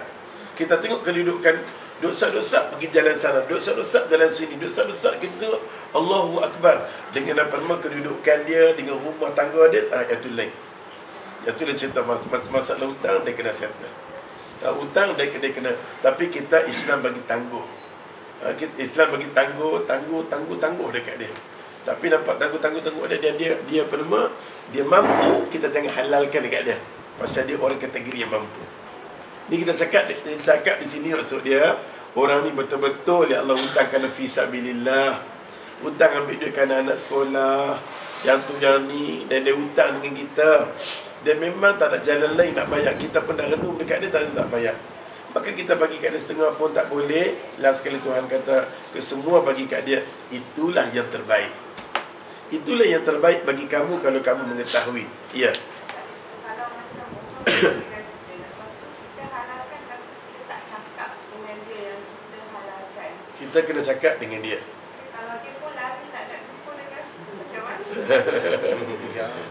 Kita kejar. Tak kan, kalau kita ada SMS, sekarang teknologi semua ada, okey? Lepas telefon kata, dia nak lari memang dia tak nak bayar dan kita tahu dia memang susah jadi kita tapi dia sendiri pun Okey. menarikan. So kita langsung kata tak boleh contact dengan dia kan. Tapi dalam dia kan kita kata okey lah, kita halalkan walaupun kita tak sampai dekat tujuan. Tapi kalau kita ada usaha nak kontak dia tak dapat, kalau boleh kita bagi tahu kat dia supaya dia lapang dada mengatakan hal-hal aku faham, aku settlekan. Supaya hubungan kita rapat dengan dia, masalah hutang tak dibangkitkan lagi. Dan kalau dalam hal ni kita tak dapat jumpa dia juga, maka kita dapat halal. Maka di situ Allah letak kategori yang baik untuk kita. Kita dah halal dengan dia, dah cukup. Supaya mati dia, roh dia tak tergantung. Hatta yuqda anhu, sehinggalah dia baik hutang. Maka kita lafaz kat dia semasa hidup dah baik. Tapi kalau kita lafaz kat dia masa dengar dia mati, baru kita kata tak sah. Kita kena jumpa waris dia. Kita jumpa waris. Yang tu kita dah mengaji dalam bab dulu kan? Bab mati dulu. Bab orang tak ni kan. Yang tu menunjukkan kita masa hidup ni kita tahu ini dia hidup lagi tapi dia tak mampu. Aku halalkan bagi itu yang terbaik bagi kita. Bagi tahu waris tu, kalau macam kita takut mengaibkan si mati macam mana Ustaz? Mana? Katakanlah isteri dia tak tahu yang suami dia berhutang. Okey. Kalau kita nak elakkan dari mengaibkan si mati dengan memberitahu isteri dia mengejut. Dia katalah apa nama, orang tu hutang dengan kita. Orang hutang dengan kita lafaz halal, kita lafaz halal masa belum dia mati. Tak payah kita umum. Tak payah kita umum. Tapi kalau sekiranya kita dengar dia mati, baru kita nak halal. Tak sah pun halal tu. Kita kena, pasal bila mana dia mati saja. Bila dia mati saja, automatik dia ambil alih oleh waris. Waris kena selesai semua masalah dia hutang. Maka kita terpaksa jumpa dengan waris. Walaupun ain ta'in itu bukan, itu masalah hukum. Jumpa dengan apa nama waris, kita kena bagi tahu lah ni apa nama mak hang pernah hutang dekat aku. Tapi aku tak sempat nak lafaz masa dia hidup. Aku dengar dia mati baru aku tak halal. Segi hukum tak boleh. Aku nak bagi tahu kat hang, hang kena bayar dekat aku hari ni. Lah ni tak payah hang bayar dah. Nampak tak? Barulah pernah selesai masalah penghutangan dia. Baru selesai masalah hutang dia. Itu masalah aib ta'ib. Itu benar bukan kita aib. Masa kita jaga roh dia supaya tidak tergantung. Aib satu hal yang paling dahsyat sekali, supaya roh dia tidak tergantung. Hatta yuqda anhu, sehingga dia selesai masalah hutang dia. Masalah hutang, masalah yang serius. Masa tu jangan memperbanyakkan keadaan hutang. Rumah kita ni kalau boleh tak, macam-macam nak ulama macam nak kata, kalau rumah kita hutang kerana darurat tak duduk. Lepas tu pergi beli lagi satu rumah, jual lagi, pergi beli satu rumah, yang tu dah masuk hukum berdosa. Macam kita ada 2 kereta, satu kereta kita tengok duk pakai hutang, pergi beli lagi satu kereta lagi hutang, berdosa. Maka ulama mengatakan dalam bab ni darurat macam mana? Satu tu benda keperluan, tidak duduk rumah ni nak beli 1 juta, mana ada duit ustaz, kan? Nampak macam mana sistem kita ni, sistem tak tentu halal, dan kita sendiri yang mengundi mau sistem tu, maka kita terimalah, kan kita yang mau sistem tu. Sedangkan sistem yang dijanjikan apa nama, tidak ada riba, tidak ada tu, tidak ada ni, kita tak yakin dengan sistem Allah Ta'ala. Kita lebih yakin satu sistem yang mengazabkan kita, yang menseksa kita, yang bagi susah kita hidup. Maka terimalah kamu sebelum kamu diterimakan. Oleh sebab tu kita kalau ada 2 kereta, satu saja yang benda tu darurat memang nak ni, yang pigatai satu lagi, nama dia gatai-gatai, maka kita kena tangguh. Kan? Kita kena tangguh-tangguh. Benda ni termasuk dengan ustaz, dengan apa-apa sekali terlibat. Ada faham? Pasal tu ya Allah Tuhan, kalau boleh kita semungkin yang manusia yang semungkin yang baik di sisi Allah Ta'ala ialah tidak memperbanyakkan hutang. Jangan banyak sangat yang ni hutang, yang tu hutang. Kira dapat duit duk bagi perhutang saja setiap bulan kan. Yang mana perlu sudah benda tu. Kira hidup kita ni penuh dengan hutang saja lah. Yang ni kadang-kadang yang rimai ustaz. Kadang-kadang saudara kata Umil, hidup sakit-sakit takut mati hutang kita. Kalau boleh mari kita pergi perhabis kan. Hutang-hutang ni semua ni ya Allah, jangan kita banyakkan. Kita kalau hutang ni nak unik, bagi selesai satu-satu. Macam kita tengah ni masalah hutang, ulama dah clear dah, macam Sok Khabar sendiri pun dah cakap, dah pandai dah dulu. Nak jumpa ulama-ulama tu cakap susah sangat. Boleh. Dan ni kita tengok dah banyak dah okey. Oleh sebab tu jangan sangat-sangat kita hiduplah keadaan macam tu, kita takut, kita tak tahu bila kita nak mati. Kita jangan mensusahkan waris kita. Hari ni pula kalau kita ambil insurans, kalau mati tak payah bayar, kan? Betul tak? Itu nama dia insurans tarkawala. Sambung bab seterusnya. Ustaz tak boleh panjang dengan pada. Clear tak tu? Berkaitan dengan hutang clear tak? Sambung lagi dia kata wa fi sabilillah. Okey. Wa fi sabilillah, cara wa fi sabilillah ni ya, apa maksud fi sabilillah? Orang yang memperjuang di jalan Allah. Yang paling mudah sekali perkataan wafi, dan dia berada dalam keadaan fi sabilillah. Kita dengar kata kawan kita ni nak pergi Afghanistan fi sabilillah untuk berjuang. Kalau nak pergi sekadar dia nak pergi ni sekadar sekadar nak pusing-pusing, dia tak termasuk kategori fi sabilillah. Nak pergi sana bagi ubat, no, dia bukan masuk kategori fi sabilillah. Dia masuk wabnu sabil. Kita kena beza yang mana satu fi sabilillah, yang mana satu wabnu sabil. Maksudnya fi sabilillah orang yang pergi berjuang di jalan Allah Ta'ala. Kita tahu dia nak pergi, terus nak pergi, aku nak berjuang dengan Allah Ta'ala, maka bagi dia kena keluar zakat.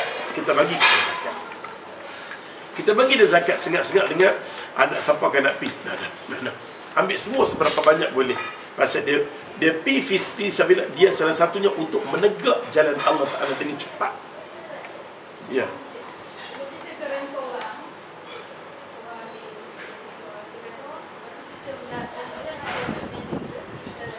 Macam mana? Jadi penjamin. Grantor, ya, grantor, ha.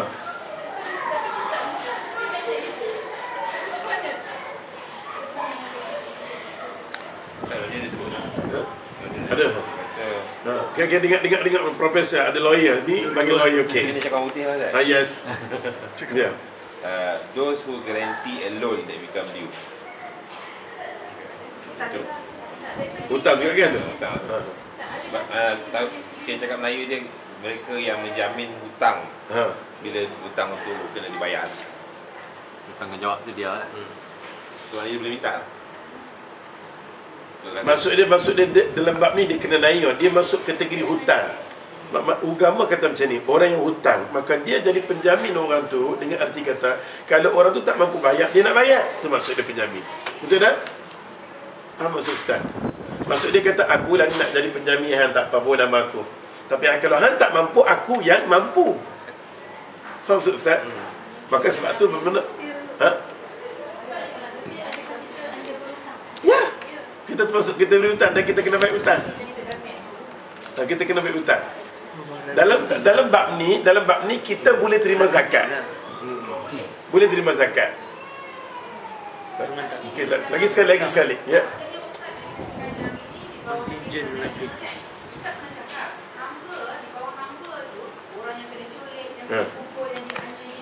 Yang macam-macam ni sikit-sikit ni sama.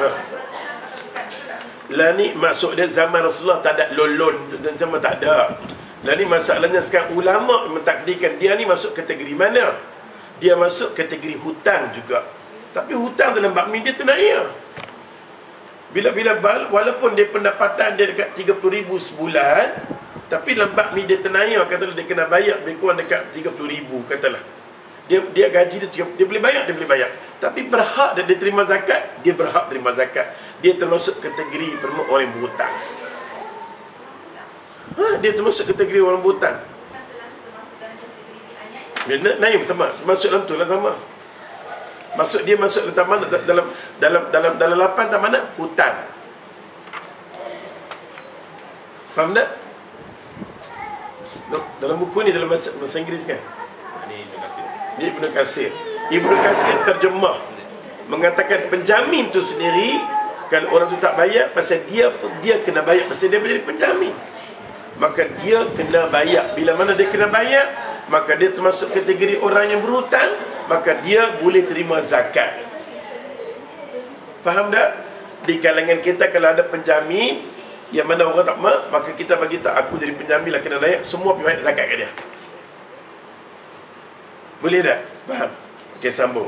Maka maksud di sini, wa fi sabilillah, secara ringkas fi sabilillah ni kita faham orang yang nak berjuang dari Allah Taala. Yang paling baik sekali bila kata kita tahu kawan ni nak buat kerja, nak menegakkan agama Allah Taala, nak mempertahankan agama Allah Taala, nak lawan dengan musuh, maka bagi dia boleh kita buat keluar zakat untuk dia. Yang seterusnya, boleh faham tu kan?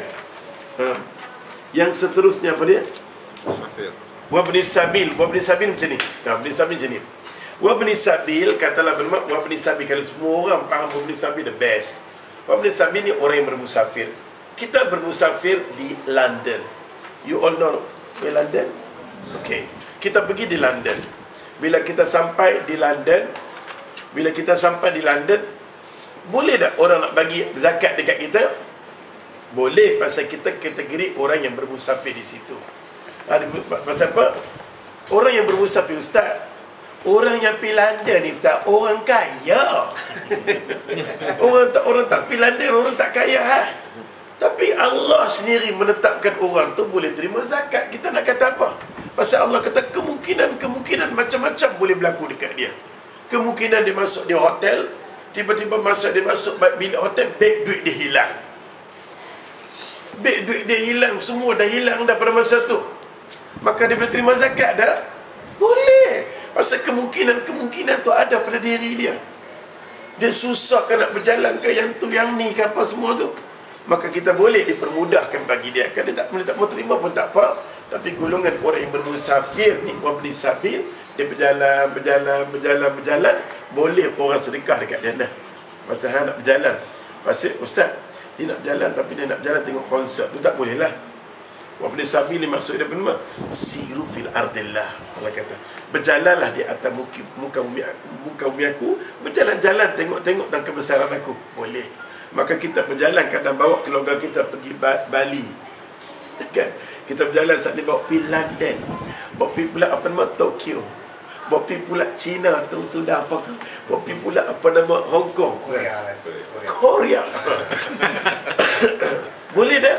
Golongan macam ni kita boleh. Macam sahabat kita, dia nak pergi berjalan jauh, boleh. Pasal tu orang dulu-dulu kalau orang nak pergi pada Mekah, orang bagi dah orang tu duit. Orang bagi dah. Dia penuh sabil. Cuma kita tak faham kan, pergi Mekah saja bagi. Tak. Dia nak pergi Korea pun boleh. Ustaz, dia ada duit. Kan. Orang boleh tak nak duit, dia boleh. Kan.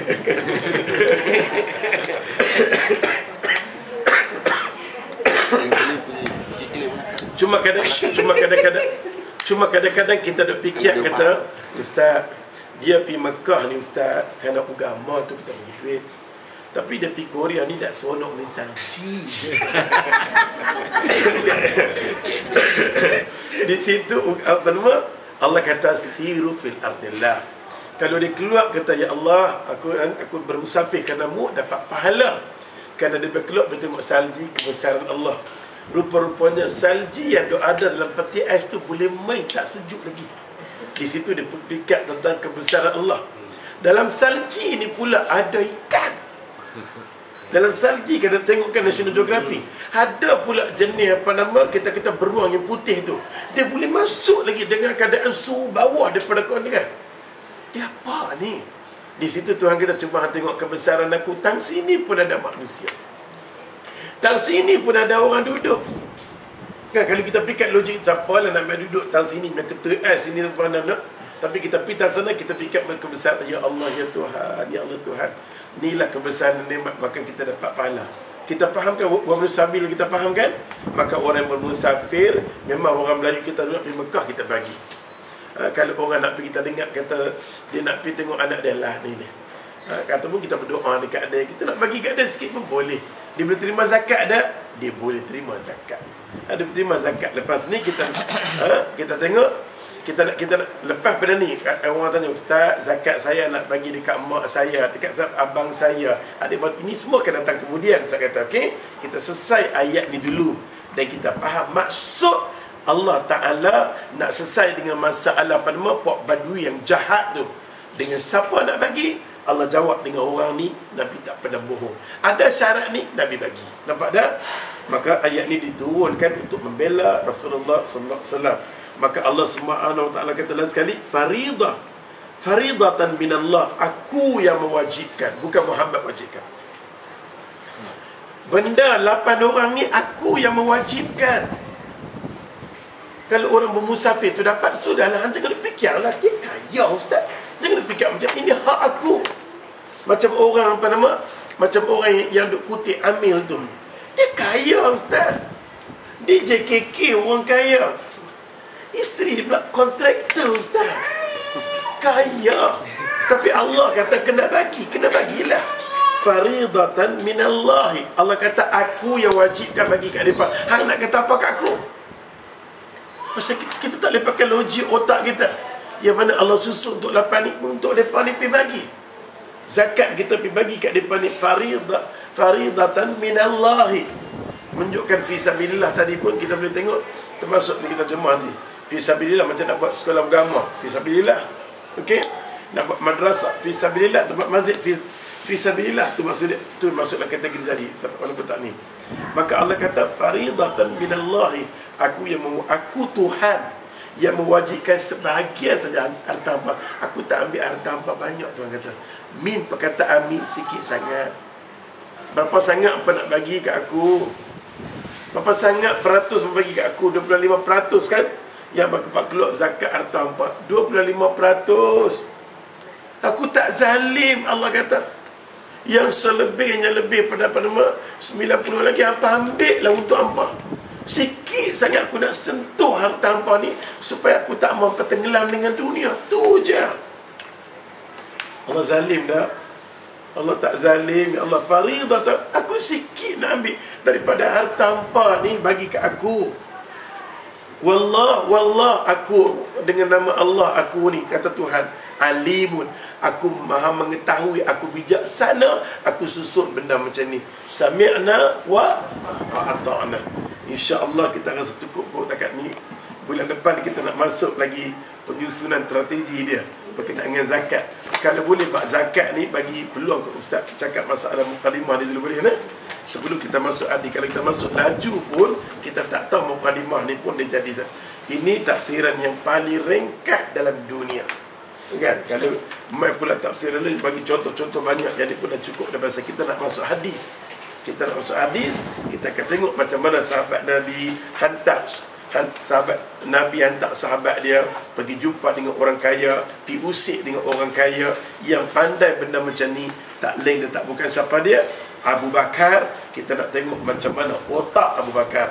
Pasal tu kesemuanya Bukit Jelutong ni ada harapan berjumpa dengan Abu Bakar.